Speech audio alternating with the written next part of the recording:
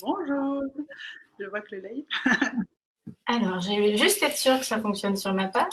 Ça a l'air d'être On va parti. attendre aussi que tout le monde arrive. Ouais.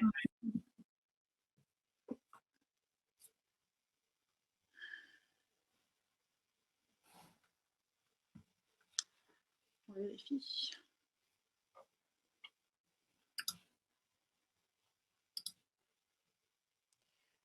Voilà, ça marche déjà, on est en ligne. Oui, on est en ligne. Bonjour Voilà. à tous.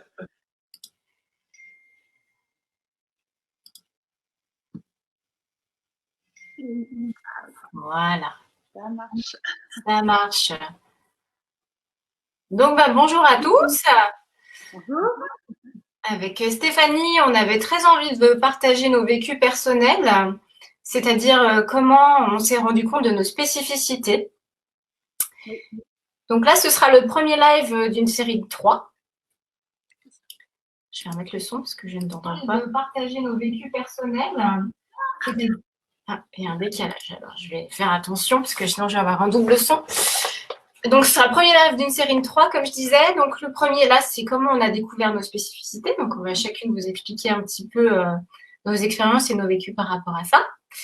Le deuxième live, ce sera comment gérer nos quotidiens d'atypiques et les outils qu'on utilise pour gérer ces spécificités. Et le troisième live, avec Stéphanie, on avait envie, comme elle est plus dans l'approche corporelle, de vous apprendre à réconcilier le mental et le corps. Donc là, ce sera plutôt sa partie à elle, parce qu'elle connaît énormément d'outils. Ça fait quand même 20 ans qu'elle pratique tout ça. Toi aussi, tu as des outils. Oui, moi, je pense, ou des choses qui se recoupent sûrement, mais voilà. Et puis surtout, moi, ce que j'avais envie de partager aussi, c'est qu'on a eu ce souhait de faire un live, parce qu'avec Adeline, on s'est rencontrés dans un groupe dans notre région autour des hauts potentiels, et on a eu des ressentis très communs. Alors, on s'est dit, étant toutes les deux thérapeutes, on travaille avec chacune de nos spécificités, mais on s'est dit, oui, on pourrait faire des choses. Donc, on a déjà travaillé un petit peu pour des ateliers, mais là, on s'est dit, tiens, si on faisait un live, parce que j'imagine qu'il y a plein de personnes qui profitent ou qui découvrent des choses, et puis on voulait parler vraiment des atypiques et partager nos expériences personnelles aussi. Voilà. C'est ça Oui, qui. c'est vrai qu'au début, on avait déjà travaillé ensemble pour préparer des ateliers qu'on voulait présenter, donc notamment au Centre des électrons, hein, qui est le groupe des hauts potentiels du PGEX. Mm. Et le confinement a fait que il a fallu qu'on travaille différemment. Et on s'est dit, tiens, pourquoi pas faire un live en duo. Ce serait sympa d'expliquer chacune un petit peu nos expériences et comment on s'est découvert ces spécificités. Donc, c'est pour ça qu'on est là aujourd'hui et qu'on va pouvoir partager ça avec vous. Donc c'est super, on teste plein de nouvelles choses en plus. Ouais, on a dû chercher un outil pour faire Notre du duo cerveau en live. adolescence est ravi, les nourrit, on cherche plein de choses, on fait des expériences, donc c'est génial. C'est vrai qu'on a dû être créative sur ce coup-là, hein, c'est Oui, sûr. c'est sûr. Donc moi, du coup, je vais en profiter pour parler un petit peu de justement comment j'ai découvert ces spécificités. Alors, la différence avec Stéphanie, comme vous pourrez le voir après, c'est que c'est quelque chose qui est quand même relativement récent, puisque pour moi, ça a juste on va dire, ça a 2 ans, peut-être un petit peu plus aujourd'hui, mais c'est vraiment quelque chose de récent pour moi. Donc, je me suis découvert vraiment atypique récemment.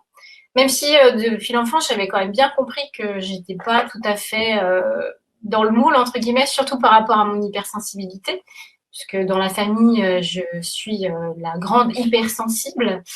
Et c'est ça qui a fait, je pense déjà, qui m'a fait comprendre que je n'étais pas un petit peu comme la moyenne, en tout cas familiale. Par exemple, enfant, j'aimais beaucoup prier, ça me permettrait déjà une certaine introspection, c'était un peu ma méditation à moi. Sachant par exemple que j'étais la seule à aller à l'église à pied le dimanche, voilà, de la famille. J'allais faire mes 4 kilomètres et j'allais à l'église, voilà. C'était un besoin, je pense, de me retrouver seule aussi. Donc, pourtant, j'étais petite, hein, j'étais en primaire, hein, donc voilà. Un autre truc qui était rigolo, c'est que je priais, mais que la Vierge Marie, parce que pour moi, c'était pas possible que notre Dieu soit un homme, voilà. Donc déjà, j'avais déjà des spécificités un petit peu différentes de ce qu'on m'inculquait. J'ai aussi toujours ressenti qu'il y avait quelque chose après la mort. Donc ça, c'est quelque chose dans ma sensibilité déjà enfant. Je me rappelle avoir dit à ma maman quand j'étais enfant que j'avais été un homme et que j'étais décédée dans un accident de voiture. Bon, c'est vrai que pour la part d'enfant, ça peut parfois aussi un peu surprendre. Bon, bref, je me suis toujours sentie connectée au monde et en même temps pas dans le moule. Donc je me suis adaptée parce que voilà, qu'il a fallu le faire, que ce soit dans le monde du travail, dans le monde scolaire aussi, parce que c'est parfois difficile quand on n'est pas dans le moule, surtout quand on est enfant, hein.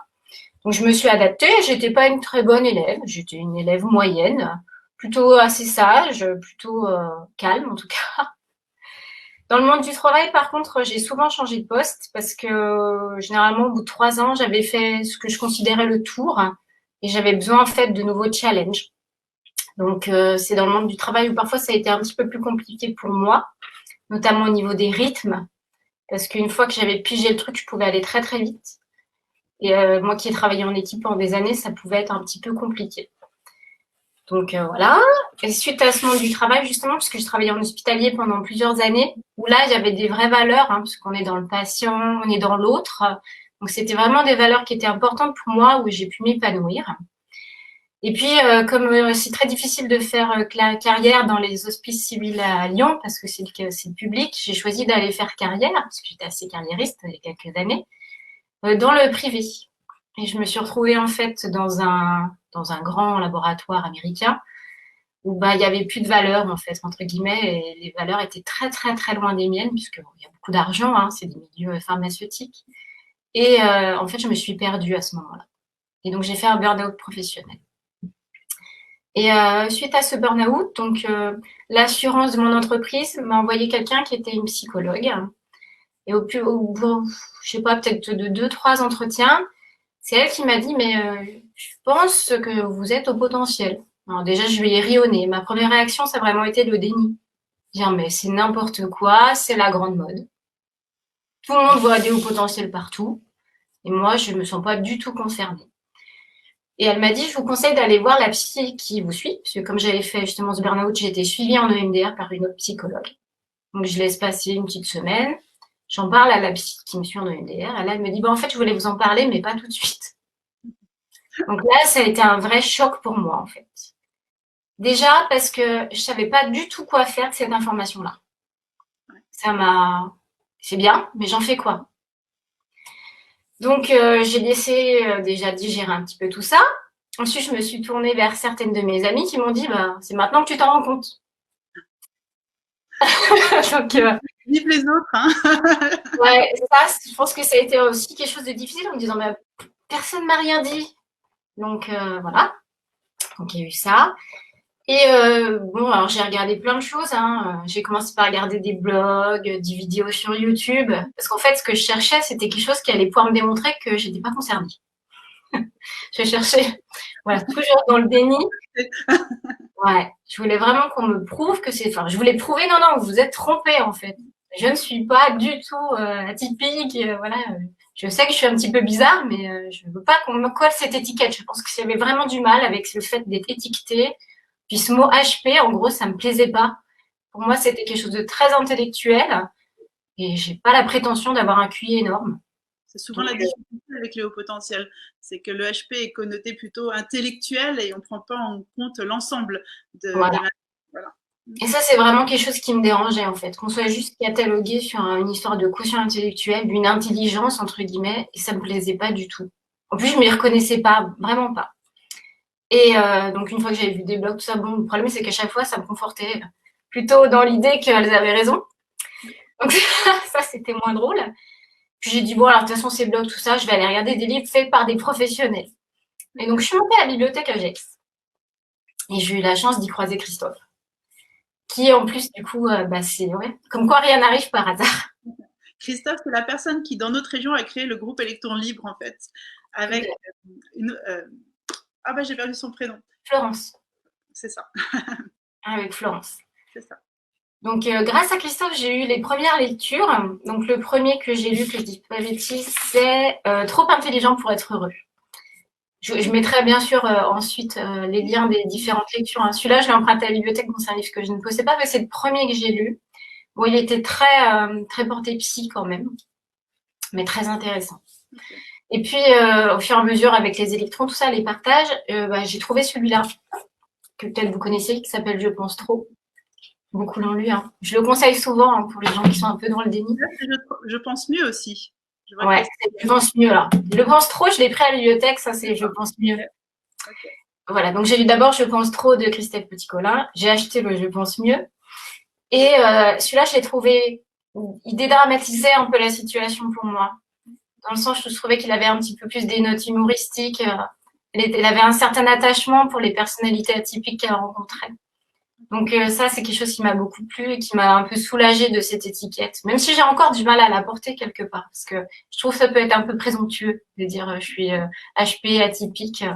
Pour moi, c'est encore quelque chose qui est compliqué. Par contre, au niveau de mon hypersensibilité, ça c'est toujours quelque chose que j'ai assumé, que je considère vraiment comme un don, un cadeau du ciel. Parce que je me rends bien compte que de ressentir des émotions à 100 000%, c'est un vrai cadeau.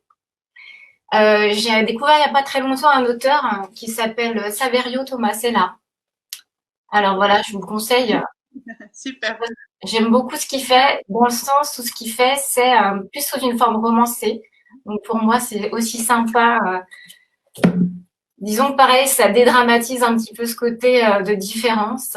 Et je me retrouve tout à fait dans les personnages de ces romans qui sont des héroïnes, souvent d'ailleurs, hypersensibles.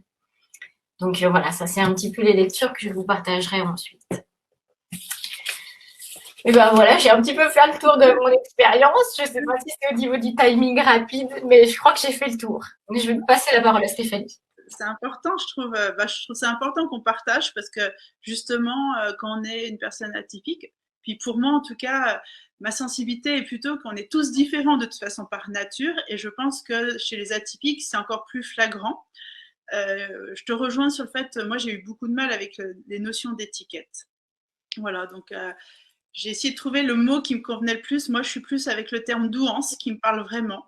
La douance, c'est la prise en compte de l'intelligence émotionnelle, de l'intelligence intellectuelle, musicale. En fait, on peut être un haut potentiel, si on utilise ce mot avec la notion un talent un petit peu plus élevé, on va dire, dans n'importe quel domaine. Donc moi, j'utilise beaucoup douance, en fait. C'est vraiment le mot qui me parle. Je me permets aussi, vous pouvez poser vos questions au fur et à mesure en commentaire si dans nos partages ça vous fait penser à quelque chose, une question, n'hésitez pas, on répondra à la fin du live.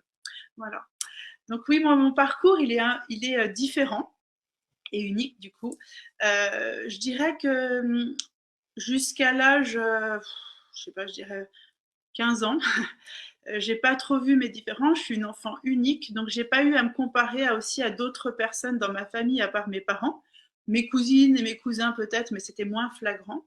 Donc je dirais que j'ai une enfance insouciante. On a accueilli plutôt qui j'étais avec du cadre familial, mais j'étais assez libre. Voilà. Et en fait, c'est vers 13 ans, ou pareil, je te rejoins, Adeline, c'est qu'à 13 ans, j'ai demandé à être baptisée. Alors chez moi, j'ai des parents très athées. Voilà, pas de religion, même s'ils ont une éducation judéo-chrétienne, pas de religion. Moi, j'ai voulu être baptisée. C'était un truc, je sais pas pourquoi, et aujourd'hui, si, je peux vous le dire pourquoi, mais sur le coup, même mes parents, ils n'ont pas bien compris.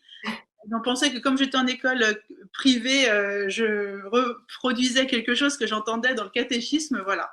D'accord. Et aujourd'hui, je peux dire que c'était une recherche plus profonde, en fait. J'avais besoin de donner du sens. Et c'est autour de 20 ans où là, il y a quelque chose qui a vraiment changé suite à un événement fort, pas trop grave, mais fort dans ma vie.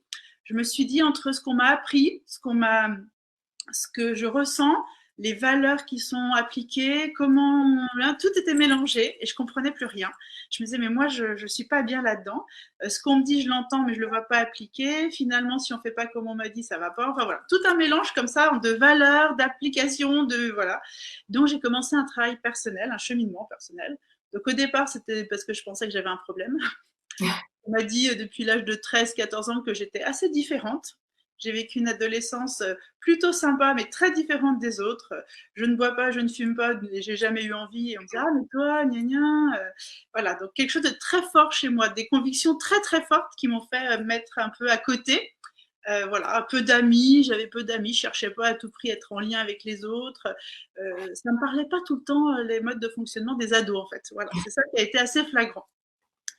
Et j'ai commencé donc un chemin personnel. Et moi, j'ai d'abord découvert plutôt le monde spirituel dans le sens, alors pas la religion, on est d'accord, mais tout ce qui est lié au subtil de l'être humain.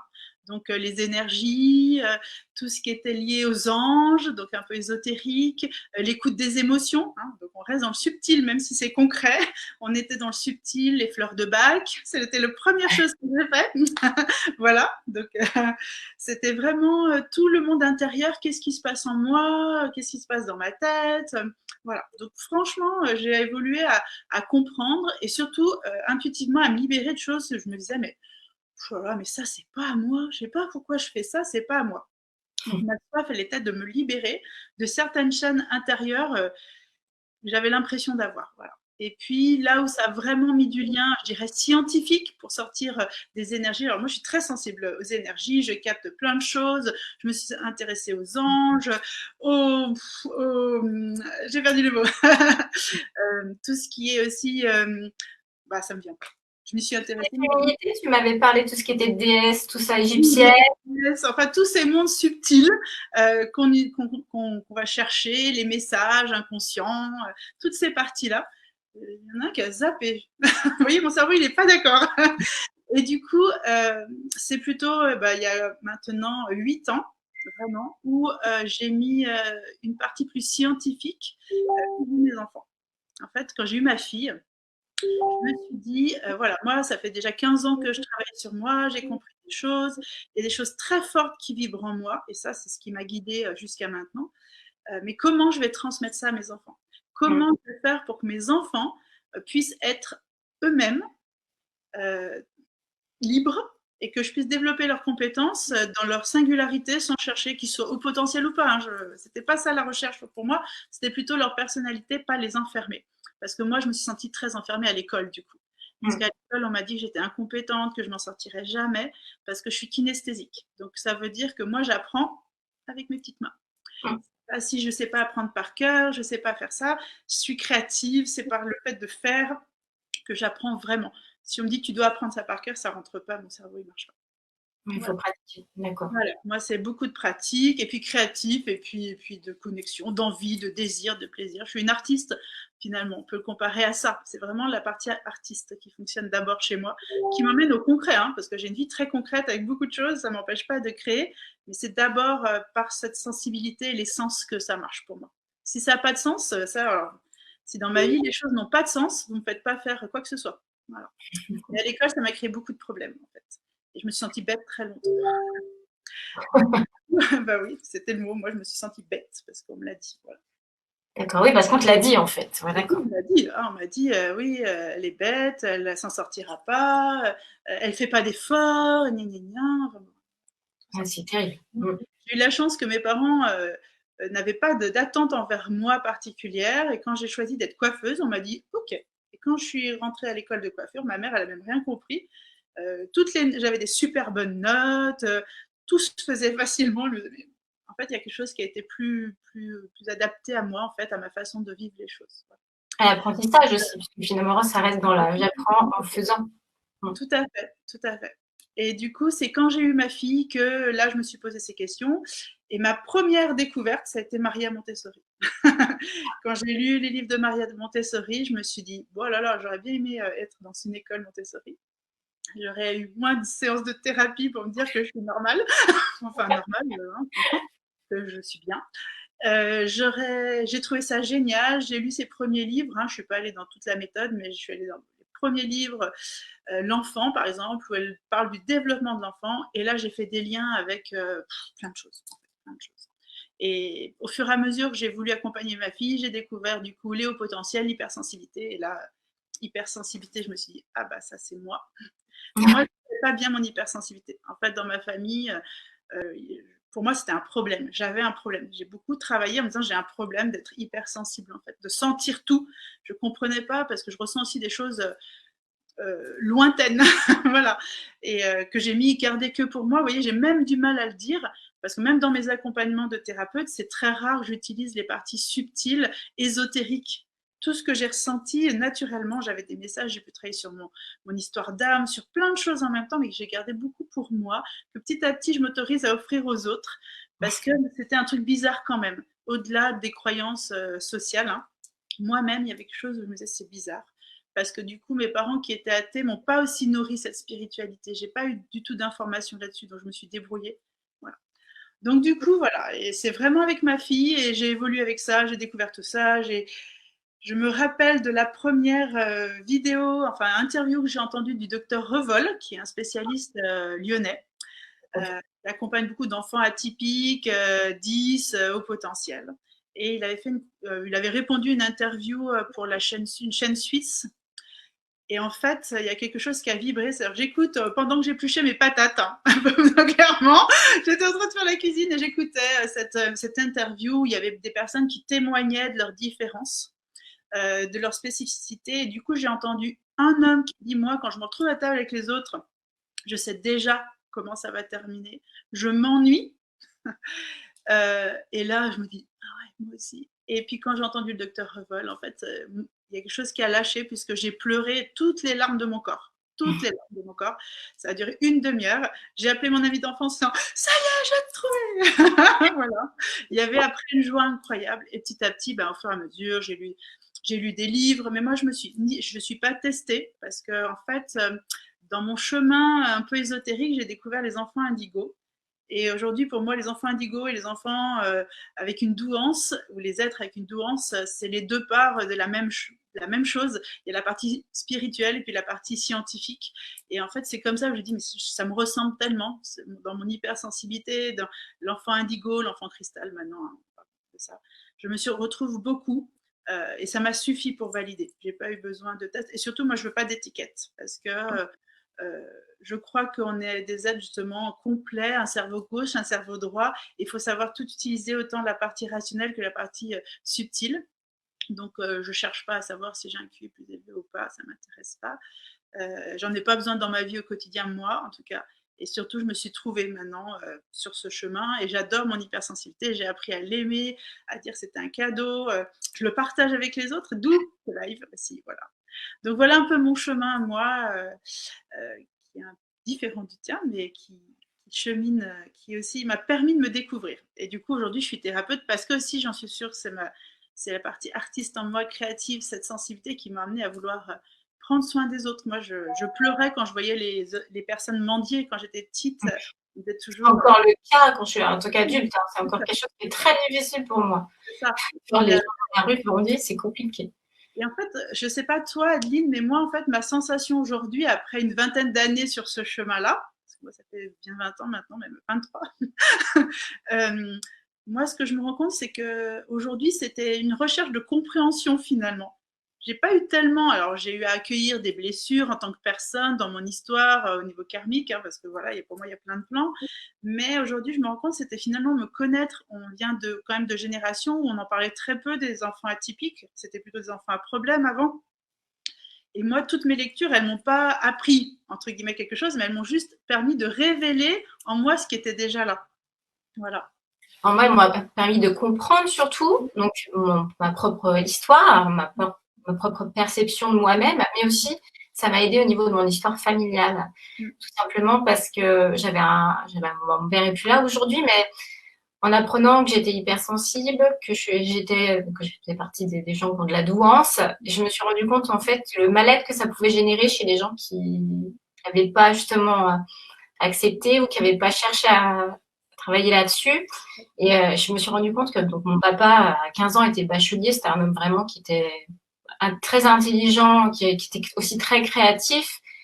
Et du coup, ça m'a sauté au visage en disant, ah, mais en fait, dans la famille, il y en a des hauts potentiels, clairement. Et en plus, clairement, c'était un hypersensible. C'est un homme que je voyais toujours très, très ému par la musique classique, qui aimait beaucoup avoir ses amis, qui pouvait vraiment être touché, voilà, chanter vraiment, qu'il était à fleur de peau. Je pense que pour un homme, c'est niveau sociétal beaucoup plus difficile à gérer que pour une femme.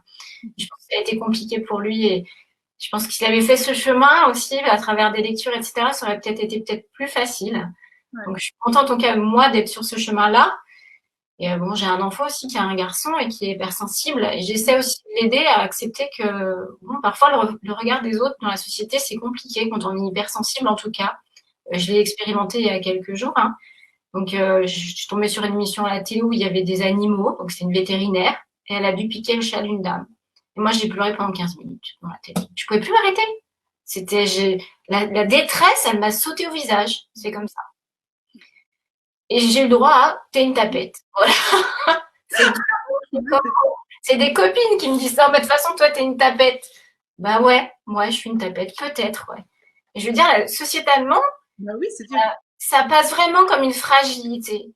Et en fait, moi, je le vis pas mal parce que je sais à quel point, justement, c'est un cadeau. Je me dis, les gens peuvent pas ressentir les émotions aussi fortes et aussi profondes que je les ressens.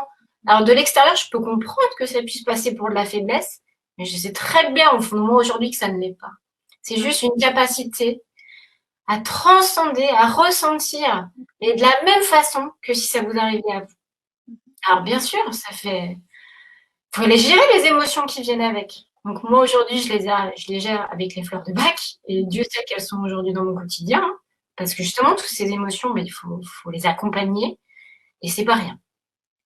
Non, et puis c'est sûr que, enfin, en t'entendant, moi, ce qui me vient, c'est vraiment le fait que ce que j'ai appris personnellement avec mes émotions, c'est justement les accueillir, qu'elles sont clairement ma force aujourd'hui. Mm. Très longtemps, on m'a dit, ah, mais toi, alors, ou j'étais quelqu'un d'hyper sensible, oh, tu pleures beaucoup, on a peur, même les gens avaient peur de me dire des choses par peur que je me mette à pleurer, en fait.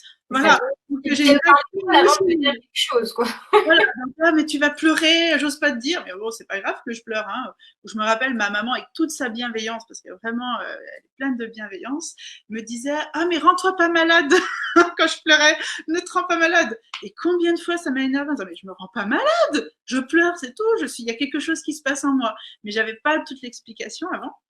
Mais moi aujourd'hui, c'est ma force, c'est sur mes ressentis en fait que je me base pour être en lien avec une personne, parfois attendre. Alors j'ai dû apprendre par contre, hein, parce que moi quand je suis en lien avec quelqu'un, dès que je ressens un truc, je lui saute, ou elle, sur elle, hein, c'est pas que les hommes, je lui saute dessus, c'est génial, je suis ravie, je suis très extravertie, j'exprime beaucoup, moi en fait, j'exprime trop peut-être pour certaines personnes, mais j'exprime hyper facilement les choses, hein, j'aime parler, j'aime échanger.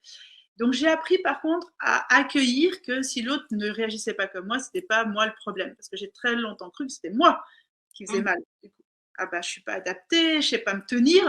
Hein, j'avais aussi, j'ai intégré plein d'autres choses sociales en disant tiens je sais pas me tenir, voilà. Mais aujourd'hui j'ai accueilli que non, il y a des personnes qui leur faut plus de temps, qui n'ont peut-être pas l'accueil aussi facile, ça remue. Effectivement, quand on est ouvert, l'autre va tout de suite ressentir des choses, et il y a des gens, bah, c'est plus difficile. Et vraiment, pour moi, c'est ma force aujourd'hui. C'est une force. J'ai 2 enfants, j'ai une fille et un garçon. Donc avec ma fille, ça a été plutôt facile. J'ai retrouvé des modes assez similaires. Et mon petit garçon, par contre, sur le coup, ça a été dur parce que sa sensibilité, son hypersensibilité, elle s'est développée d'abord dans le physique, hein, comme un enfant. Il a 4 ans et demi pour l'instant. Et puis un garçon, donc je dis pas que tous les garçons font comme ça et que toutes les filles font comme ma fille, mais chez moi, c'était très genré, finalement, leur comportement. Et mon garçon, c'était physique. Je lance, je cache, je tape, je viens te titiller et tout ça. Donc, il m'a fallu aussi un certain temps pour accueillir le fait que cette colère, des fois, qui déversait, derrière, il y avait toutes ces émotions. Il déteste aller à l'école et j'ai mis un certain temps pour me dire, en fait, c'est pas l'école qui déteste. Mais quand il se retrouve, je me rappelle, moi, me retrouver au milieu de la foule, il me faut un certain temps pour que tout ce que je ressens, toutes les infos indirectes, non verbales des corps des autres, toutes les énergies qui se dégagent dans une assemblée, eh ben, il me faut un certain temps pour moi m'y caler. Et en fait, quand on a un enfant, bah, c'est dur. Et lui, c'est sa façon. Quand il y a une émotion, c'est pour l'instant réactif, même si ça s'améliore. Et à force d'en parler, moi, je prends beaucoup de temps. Mais qu'on a aussi chacun notre façon de le canaliser, de l'exprimer du coup après. Voilà. Donc, mais moi, pour moi, c'est une force. Je leur apprends à nommer tout. Tout est OK. Ils peuvent tout dire. Voilà. Parce qu'aujourd'hui, c'est aussi pour moi, peut-être chez les personnes atypiques, un peu le manque. Si on revient, je me permets hein, de partager ça, mais ce que j'ai découvert, moi, c'est que souvent, on va intellectualiser, on va chercher justement un QI à tout prix. On va peut-être les nourrir, même si ça a évolué, hein, mais je me rappelle à l'époque, quand j'étais à Lyon, avoir plusieurs amis, même une amie qui avait 4 enfants, 4 HP. Hein, donc voilà. Et en fait, on les faisait monter de niveau et ainsi de suite. Et en fait, ces enfants, ils finissaient par être stressés, par avoir beaucoup de pression parce qu'on leur apprenait pas à vivre la partie sensorielle, la partie émotionnelle, peut-être spirituelle, nourrir. ces parties-là. Et moi, aujourd'hui, je remercie d'avoir trouvé le chemin d'abord du côté plutôt ésotérique spirituel, parce que j'ai nourri le subtil. Et après, ben, j'avais juste à mettre des infos intellectuelles.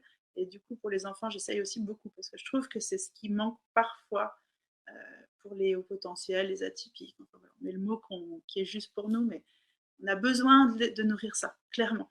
Cette partie, elle doit être autant nourrie que les connaissances qu'on apprend au quotidien, je pense. Voilà. Donc voilà. Donc, Le fait, la société maintenant cherche beaucoup à être dans le mental, hein. Même au quotidien, hein, on tourne beaucoup dans le mental, beaucoup moins dans l'émotionnel. Et je te remercie aussi sur le fait que tu disais que tu n'avais pas souhaité tester. Alors, au départ, je m'étais dit, je vais faire le test. Donc, les premiers trucs que j'ai fait, j'avais regardé le site de Mensa, qui est le site des adultes au potentiel.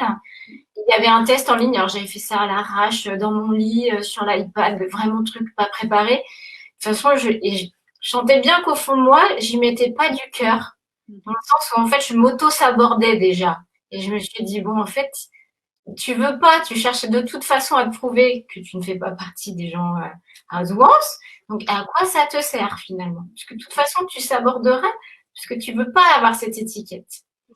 Donc, c'est vrai que il y a encore cette histoire d'étiquette et de mental qui me génère encore énormément. Et c'est tellement, c'est vrai qu'on nous demande toujours, voilà. Limite, si tu te présentes ta DHP, il y en a que certains qui te demanderaient limite, c'est quoi ta carte de QI? ah oui. C'est aussi parfois quelque chose qui peut me déranger. Alors ça, moi, ça m'est pas arrivé. Moi, j'ai vécu l'opposé. C'est-à-dire que quand je parle au début, je disais au potentiel. Hein. Tu vois, bah, j'ai découvert mon potentialité, mon hypersensibilité. J'ai vu les réactions en face de moi de gens disant mais tu te prends pour qui en fait? Sans me dire vraiment, mais ouais, mais tout le monde, on est tous intelligents. Bah, j'ai jamais dit que les gens sont pas intelligents, mais avoir cette réaction, moi, c'était plutôt dans ce sens-là que je l'ai vécu. D'où ma recherche aussi de sortir de ça, parce qu'effectivement, c'était trop connoté, mais je ne voulais pas non plus dénigrer ce que j'avais découvert de moi, parce que ça m'a fait ouvrir aussi beaucoup de portes sur beaucoup d'angoisses. En fait, je me suis rendu compte qu'une partie de mes angoisses faisait que je me retenais pour être au rythme des autres. Alors que quand je suis à mon rythme, bah oui, ça me met en dehors de certaines personnes, mais en fait, là, je suis plus angoissée.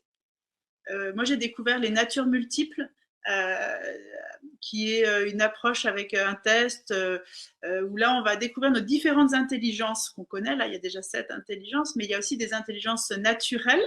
Donc, elle nous fait faire un test et on va travailler. Hein. C'est du coaching, c'est pas juste un test. Et c'est grâce à ça que j'ai découvert qu'en fait, elle travaille avec les tigres, en fait. Et Marjorie Marie, donc, qui habite près de chez moi.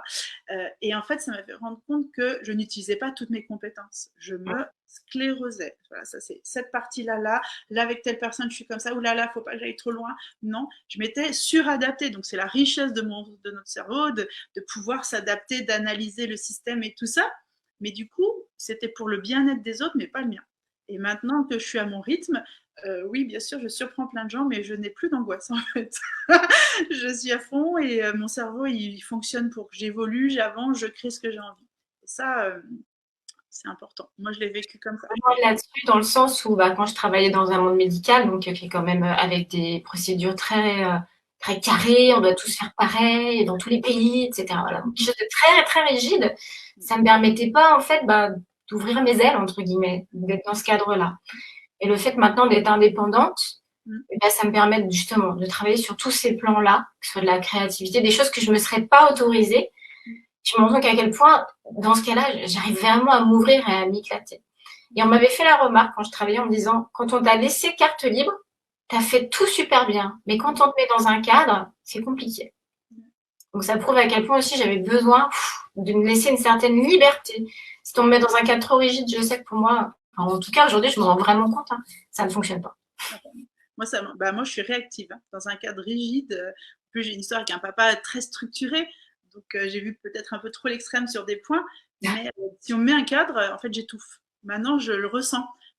Moi, je travaille beaucoup avec le corps, hein, pour ceux qui ne me connaissent pas, sur le langage du corps et écouter ce corps, parce qu'il sait tout, il exprime tout, et moi, j'étouffe, en fait. C'est clairement ça. Quand on me met un cadre, je me dis, c'est pas possible.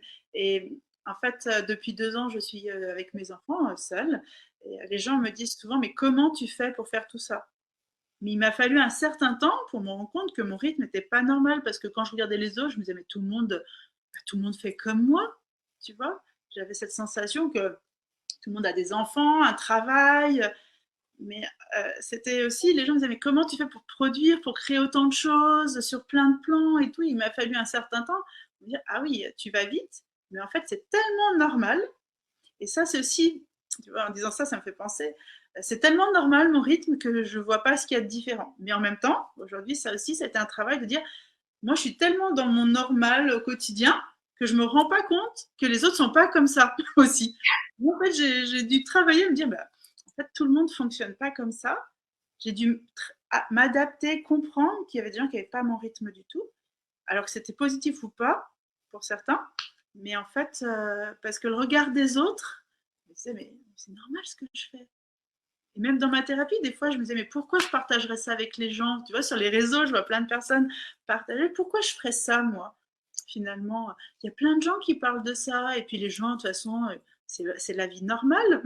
Et après, j'ai dû travailler à me dire, non, non, c'est pas la vie normale pour tout le monde. Il y a des gens qui ont plus de difficultés ou qui n'ont pas conscience. Parce qu'il y a ça. C'est Ouais. aussi parfois juste de l'entendre. Moi, j'ai entendu des fois des choses qui me disent, ah bah oui, et ça suffisait. Ouais. Donc, ouais, c'est un cheminement. C'est un cheminement.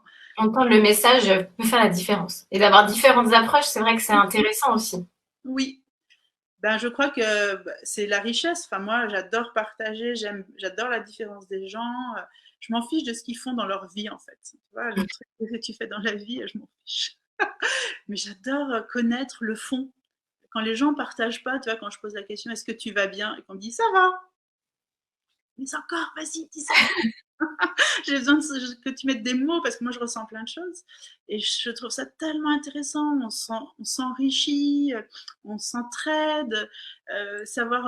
Par contre, on reste aligné. Hein. Moi, je reste alignée sur qu'est-ce que j'ai envie ou pas de faire. Hein. Je vais pas faire ce que les autres me disent, mais d'entendre, de partager. Voilà, je trouve ça génial. Et je trouve que justement, quand on a un cerveau en arborescence, on a cette richesse où il va vite et on fait plein de liens. Quoi. Donc, aujourd'hui, enfin, je sais pas si ça se voit, mais moi, c'est vraiment un cadeau. Je le vis avec. Le chemin, c'est de le découvrir, ce cadeau. C'est aussi pour ça qu'on fait les lives. Hein. Moi, je vois beaucoup de personnes souffrir de leurs différences. Voilà. J'en vois beaucoup. Il y a tout un chemin pour accepter que ce soit un cadeau, en fait. Ça prend du temps. Tout à fait. Mais aujourd'hui, on a la chance d'avoir plein d'infos, de pouvoir partager aussi. De pouvoir partager. Voilà, d'avoir des expériences diverses et variées qui font qu'on va retrouver ou pas, hein, parce que des profils entre guillemets d'atypiques, il y en a des tas. Ouais. Ah oui. On va se retrouver dans certains, pas dans d'autres. Oui, puis on est unique, comme moi je disais au début, donc il faut trouver notre singularité. Voilà. Chacun, dans les atypiques, on a aussi notre singularité. Cherchons, trouvons. Moi, c'est ce que j'ai fait. J'ai l'impression d'avoir été une scientifique qui a cherché qui elle était.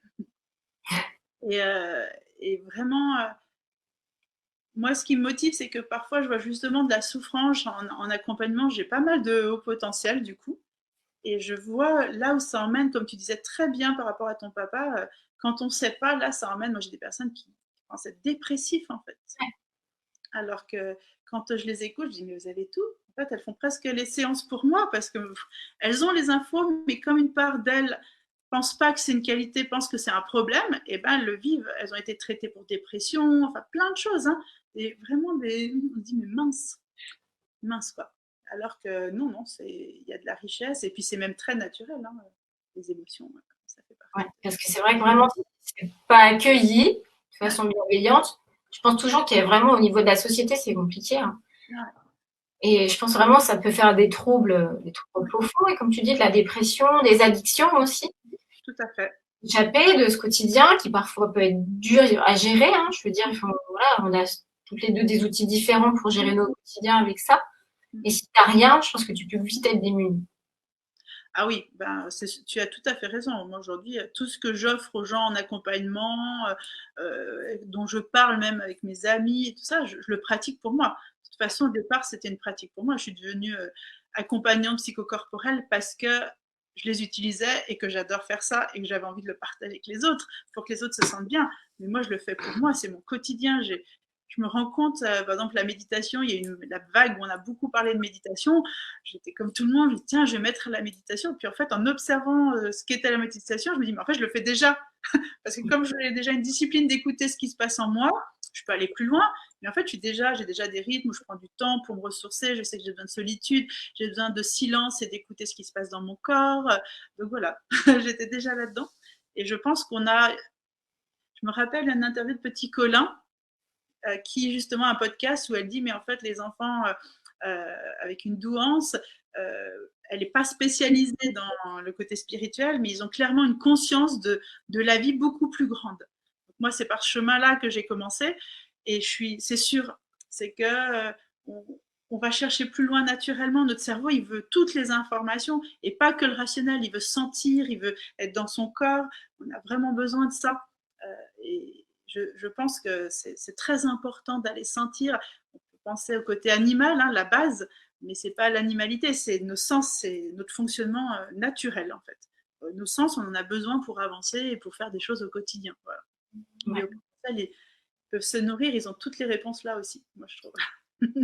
Voilà. Je suis motivée. Hein. Donc, je vois qu'on a quelques questions déjà. Tu voulais rajouter quelque chose? Non, on peut répondre aux questions, c'est génial, comme ça on va faire pour les autres aussi. Alors, on a une première question, c'est quels sont les outils, exercices pour mieux assumer tout ça? Comment? Alors, déjà, on va faire un live mercredi prochain sur la page de Stéphanie, ce coup-ci, où justement chacune on amènera les outils qu'on a au quotidien. Donc moi, ma spécialité, c'est bien sûr les fleurs de bac, puisque vous le savez, j'ai développé mon activité en tant que conseillère. Et Stéphanie, elle ira aussi j'ai aussi d'autres choses en corporel, hein, mais ça passe aussi par le méditatif. Je fais aussi du tai chi, du qigong. Donc voilà, c'est aussi des approches corporelles, mais puis je suis pas professeure, hein, je suis juste débutante, on va dire, mais ça fait partie de mon quotidien. Et toi, Stéphanie, tu amèneras toute la partie outils avec ta pratique corporelle. Ça, la semaine prochaine, du coup, on pourra plus répondre à ces questions-là en détail, en tout cas, avec des liens aussi. En tout cas, moi, pour quand même répondre un tout petit peu, hein, mais légèrement, la première chose que j'ai faite, qui est venue à moi, c'était d'écouter ce que je ressentais, puisque en fait, je somatisais beaucoup.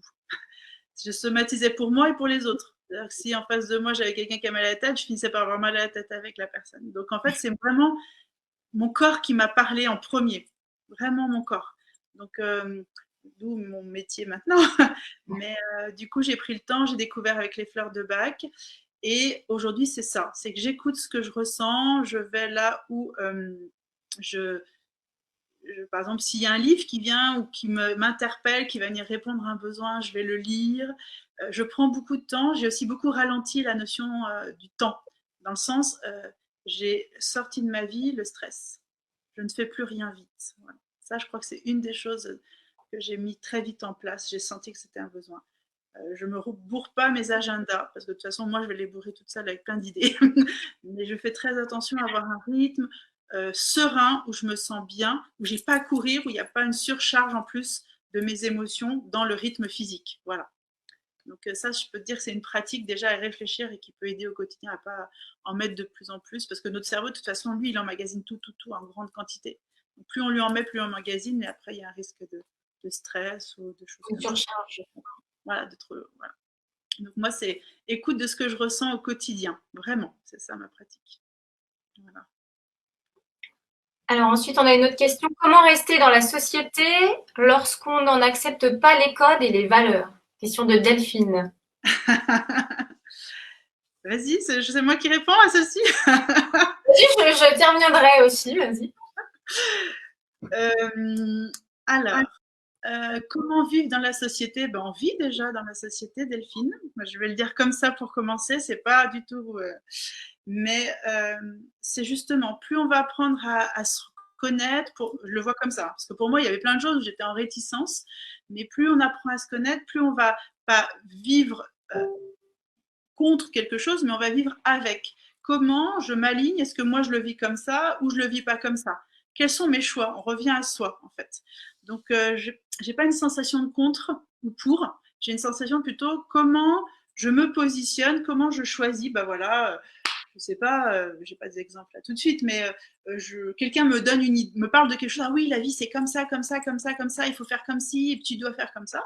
Je t'entends, mais moi qu'est-ce que j'en fais? Et souvent, si on est un peu en réaction, le mieux, je pense, c'est d'écouter pourquoi on est en réaction, de quoi ça nous parle. Ça ne veut pas dire qu'on n'a pas des valeurs. Hein. Moi, je suis vraiment plutôt, je mange bio, zéro déchet. Il y a vraiment une recherche de consommer en conscience, hein, pleine conscience pour moi, vraiment sur tout ce que je vis. Mais qu'est-ce qui me rend heureuse? C'est toujours un travail entre moi et l'extérieur, voilà. Donc c'est vraiment une écoute personnelle. Je crois qu'il n'y a pas de technique autre. Je le vois pas autrement, mais je sais pas, peut-être qu'Adeline a une autre vision que moi. Bah, c'est juste que le fait de devoir m'adapter dans un cadre qui peut être trop rigide, donc sociétal, hein, je pense à l'entreprise, hein, parce que souvent dans la société, il y a une grosse part où on est dans le travail.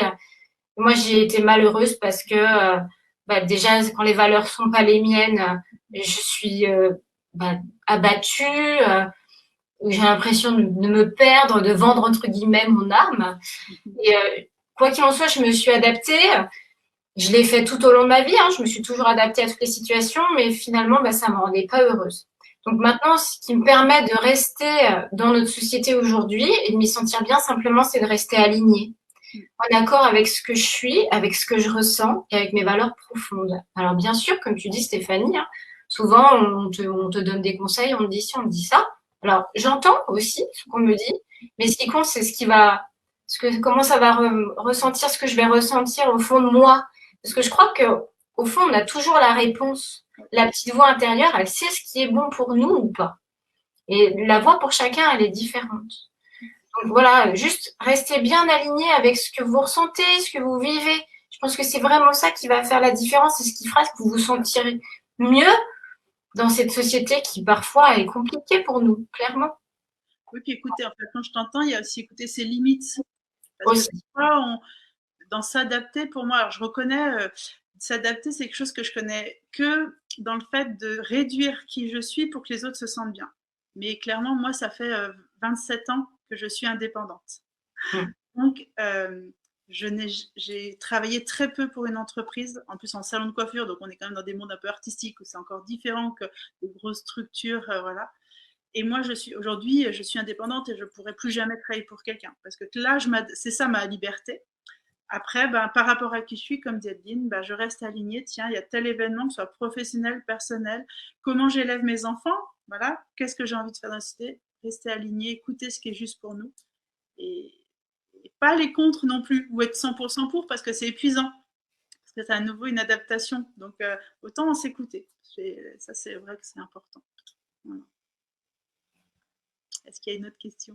Il y a 2 personnes qui nous remercient, qui nous disent merci les filles pour votre partage. Je me sens déjà mieux, surtout moins seule. C'est énorme de vous avoir entendu. Ah, merci. Merci. C'est Fred. Je pense qu'elle a mis sous le pseudo de Guillaume, mais c'est Frédéric, mon ami Fred, que je fais un bisou. Il y a aussi Laetitia qui nous dit merci, je me sens beaucoup moins seule et un peu plus normale. Alors, en fait, pour moi, la normalité, c'est un peu quelque chose qui me dérange. Il n'y a rien de normal. En fait. On est tous différents et uniques, comme l'a dit Stéphanie. Et même si on veut souvent nous mettre dans un cadre et tous nous mettre dans la même boîte, maintenant on est quand même tous différents. Oui, puis n'oubliez pas, moi je travaille beaucoup sur le corps hein, et sur l'apparence. Aussi, je travaille avec la relation image et je dis aux gens, n'oubliez pas que notre ADN est unique. Donc ça veut dire que c'est impossible de ressembler à quelqu'un d'autre. En fait. C'est notre société qui nous a obligés à nous formater. Et du coup, nous, on est encore une autre étape de cette évolution de notre société où on a des spécificités, on fonctionne différemment. Mais de toute façon, personne, même les cerveaux normaux pensants, personne ne se ressemble. Donc, la normalité, c'est d'être différent. Voilà. Ça, c'est ça la normalité. Ouais, je suis d'accord avec toi. Je me permets de partager cette phrase qui m'a beaucoup accompagnée. J'avais écouté un anthropologue qui disait la richesse de l'humain, ce qui nous différencie en tant que mammifère, c'est que notre cerveau, quand on est, il n'est pas fini, notre cerveau. On est le seul mammifère avec un cerveau qui continue à mûrir sur la première année vraiment, et après il va se développer, mais il mûrit. Et c'est notre différence, enfin c'est notre imperfection qui fait cette perfection. Qui fait, alors bien sûr on peut revoir notre perfection en ce moment et puis dans notre société, mais on est quand même un système incroyable qui est capable de passer des grottes à une société évoluée.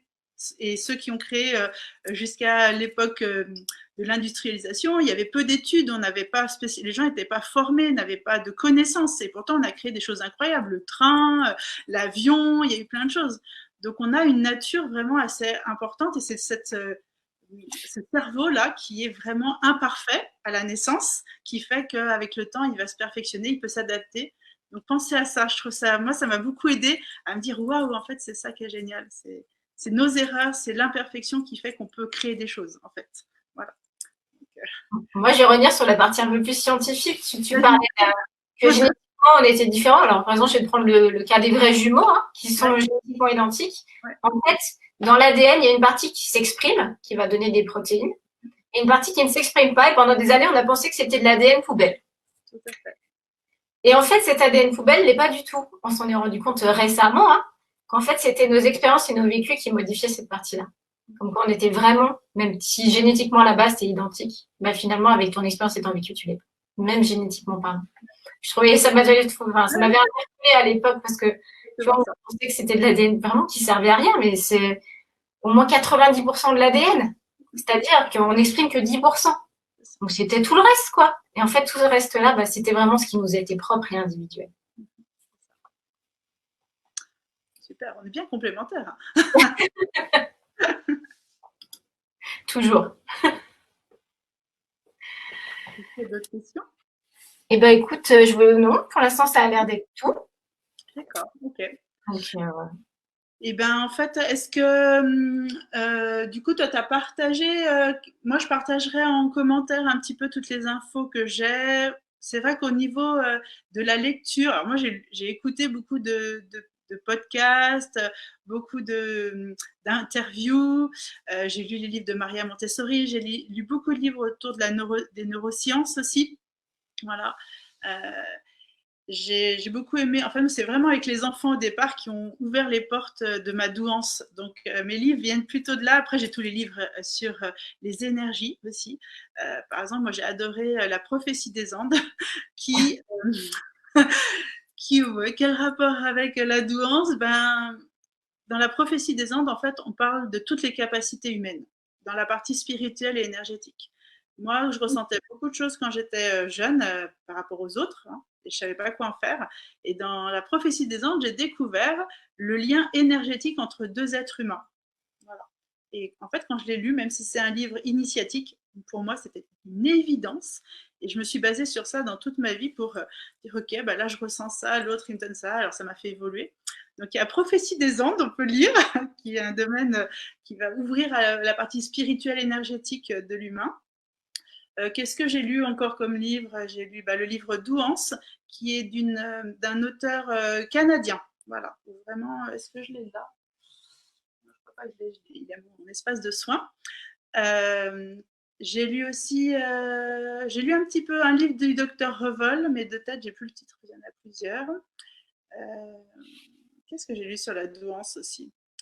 J'ai lu pas mal Maria Montessori, Catherine Guéguen aussi pour les enfants, dans le développement de l'enfant. C'est vraiment intéressant avec ses besoins essentiels, voilà. Et puis j'ai lu beaucoup beaucoup de podcasts, beaucoup de choses comme ça. Je vais revenir sur La prophétie des Andes, parce qu'on avait fait un café ensemble le matin quand on préparait nos ateliers, et je me rappelle que tu m'avais proposé ce livre que j'ai acheté en format audio-livre. D'ailleurs, c'était super sympa de l'écouter, tu vois, pendant que je faisais de la cuisine et tout. Et puis, je me suis dit, tu l'as lu hyper vite, j'étais épatée quand même. Quand tu m'as dit, je l'ai lu. Moi, je suis une grande lectrice, j'ai toujours beaucoup lu et de façon régulière, donc généralement. Et en plus, c'est une forme de roman, je veux dire, dans le sens où c'est une aventure, etc. Donc, c'est des trucs hyper faciles à lire, ça se lit très très vite, on est très vite pris dedans. Et moi, j'ai appris plein de trucs là-dedans et c'était super intéressant. Ça me fait souvent penser à, je vais faire la comparaison avec Werber, dans le sens où, pareil, souvent dans ces romans, j'apprends énormément de choses. Il y a aussi beaucoup de choses au niveau, je pense, au Thanatonautes, à l'Empire des Anges, tout ça qui sont dans le spirituel. Et voilà, quand c'est sous forme de roman, je trouve ça encore plus sympa parce que j'ai l'impression d'être moi encore dans l'étiquette douance, tu vois, dans le commun des mortels. Mais en même temps, souvent, c'est très, très riche. Ça permet aussi un vrai travail personnel derrière. Ah bah moi, si on part sur ce chemin-là, qu'est-ce qui m'a fait comprendre aussi tout ça? C'est ma spécificité, c'est tous les livres de Paulo Coelho, César l'éclaireur, César l'enchanteur. J'adore ces livres initiatiques. Ça parlait de ma partie spirituelle. En tout cas, c'est là où moi, je me suis d'abord beaucoup nourrie sur la spécificité de l'être humain dans son incarnation. Voilà. Parce que moi, je me posais beaucoup de questions là-dessus, j'avais une grande sensibilité, j'avais beaucoup de messages qui me venaient et ça m'a beaucoup apporté. Puis après, j'ai mis du rationnel et du scientifique, si je peux le dire comme ça. Même si, voilà, tout est ensemble hein, avec les enfants pour pouvoir transmettre, avec des livres plus techniques. Et pour moi, je dirais la première, c'est Maria Montessori. Je ne peux pas dire quelqu'un d'autre parce qu'elle parle tellement bien de l'enfant, de l'être humain. Donc nous, on est des enfants, il ne faut pas l'oublier. À l'avant, on était des enfants. Donc tout ce qui n'a pas été nourri, tout ce qui n'a pas été compris, ben, fait que c'est difficile quand on grandit. Et Catherine Guéguen, pareil, les besoins de l'enfant. Enfin, vraiment, tout ça, ça m'a emmené pour comprendre aussi l'être que je suis. Puis après, la douance. Et puis j'ai lu quelques livres sur la douance finalement. Vraiment, celui que j'ai bien aimé, c'est la douance. Parce qu'il parle de toutes les intelligences, de tous les formats, comment on peut accompagner les enfants et les adultes même. Voilà. Donc ça, c'était mes lectures. Et puis, donc, du coup, dans les commentaires, on mettra nos petits. On mettra chacun nos liens de lecture divers et variés. On va mettre d'audio que j'ai. Moi, j'ai pas mal de trucs, donc je partagerai en commentaire aussi après. Voilà. Et donc, la semaine prochaine, on se revoit, mais sur ta page, ce coup-ci, donc la page Être en son corps. Oui. Et puis là, du coup, on parlera d'outils un petit peu pour le quotidien, comment. Moi, j'ai pas encore, justement, étant créative, j'ai encore pas tout préparé, mais j'en suis sûre que je vous parlerai du corps, surtout de l'écoute du corps. Comment prendre du temps. La méditation est un exemple, mais moi, je ne fais pas que méditer. J'écoute et puis je fais travailler justement mon cerveau qui s'arrête jamais et j'essaie de décoder. Je fais beaucoup de liens entre ressenti, décodage, interprétation, mais personnel. Donc, je pense que je vous proposerai d'un petit outil aussi là-dessus. Voilà. Moi, bien sûr, je vous parlerai du côté émotionnel aussi, qui est aussi bien sûr attaché au corps, avec les fleurs. Donc, je vous expliquerai un petit peu le principe des fleurs. Je parlerai un petit peu de méditation, mais dans le sens où moi, ce que j'aime bien faire, c'est ce qu'on appelle le scan corporel. Donc, ça regroupe un peu l'approche de Stéphanie. Donc, voilà, on partagera là-dessus avec vous la semaine prochaine. Sur la page on prendra la même heure, donc ce sera mercredi 13h30, 14h30. Et on fera aussi un live encore la semaine d'après sur le dernier thème, qui est, je me souviens plus, ah oui, réconcilier le mental et le corps, puisque en tant que atypique, souvent on est beaucoup dans le mental. Hein. Stéphanie Bocco, vous avez vu, elle est super ancrée. Hein. Et beaucoup dans le mental, c'est important aussi de se réconcilier avec son corps. Donc voilà, bon, c'est une unité qui est importante. Oui, et puis c'est vraiment, alors du coup, un petit côté spirituel, mais c'est ce qui nous est invité à faire aujourd'hui avec ce confinement aussi. Hein. La résilience, elle vient là où on utilise les deux parties de nous-mêmes. C'est pas qu'une seule partie. La solution, elle est dans notre cœur. On peut entendre des solutions, mais si on ne sait pas comment faire, on va être bloqué. Si on n'a que la solution mentale, on va pas créer de nouvelles choses. Donc vraiment, tout nous invite à tout réconcilier maintenant. Et du coup, nous, quand on a un cerveau en arborescence, il va très vite. Il a une compétence incroyable pour aller vers la résilience quand on sait vraiment, je dirais, utiliser cet outil-là. Disons que l'outil peut être bien justement, comme tu dis, quand on a un cerveau en arborescence, le problème, c'est de ne pas s'éparpiller. Ouais. Moi, ça peut être un de mes problèmes, justement, quand tu as envie de faire beaucoup de choses, tu as énormément d'idées de souvent recentrer. Donc, moi, j'utilise les fleurs encore une fois pour ça. Et aussi le scan corporel pour arriver à atténuer un petit peu. Le corps, pour moi, il est vraiment le guide. Hein. Il sait quand on est trop, quand on n'est pas assez. Bien sûr, hein, ça passe par des pensées. Hein. C'est des sensations qui vont se transformer en notions intellectuelles. On est d'accord. Hein.